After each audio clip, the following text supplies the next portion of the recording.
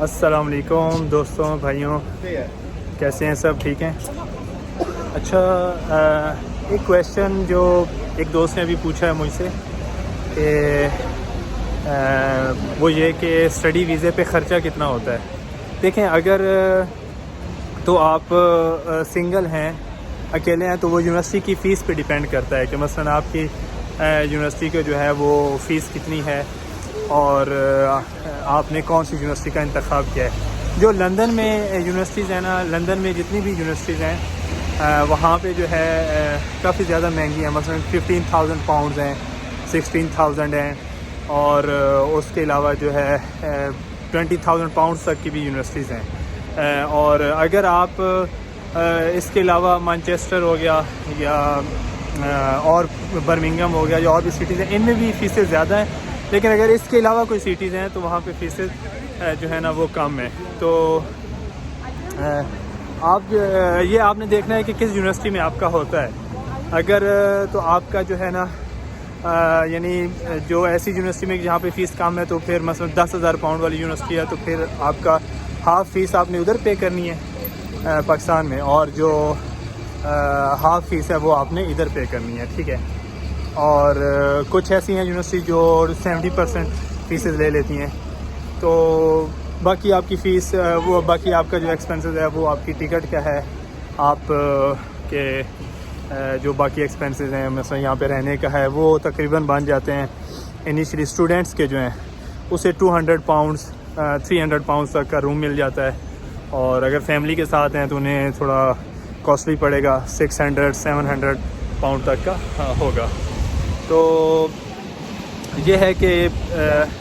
آپ ٹوٹل جو آپ ذہن میں رکھے ہیں، اگر سنگل اسٹوڈنٹ ہے وہ 30-35 لاکھ جو ہے وہ اپنا وہ رکھے ذہن میں بجٹ، اور جو باقی فار ایگزامپل جو فیملیز کے ساتھ ہیں تو فیملیز کے ساتھ جو ہے، میں ذرا روڈ کراس کر لوں، فیملیز کے ساتھ جو ہے وہ رکھے 50-60 لاکھ روپے اپنے ذہن میں۔ تو یہ جو ہے سارا آپ کو میں نے بتایا ہے، اور اس کے علاوہ جو ہے اور ایکسپینسز چھوٹے موٹے جو ہے نا وہ بھی ہو جاتے ہیں۔ تو نارملی جو آپ کو میں نے بتایا وہ یہی چیزیں ہیں کہ ایک اسٹوڈنٹ ویزا اگر آپ لیتے ہیں تو وہاں پہ اس کے ویزے پہ بھی جو خرچہ ہے وہ بھی میں آپ کو بتا دیتا ہوں۔ انشورنس کا خرچہ ہے، اور اس کے علاوہ ویزے کا خرچہ ہے، اور جو کچھ وہاں پہ آپ جیری آفس میں دیتے ہیں وہاں کا ہے۔ تو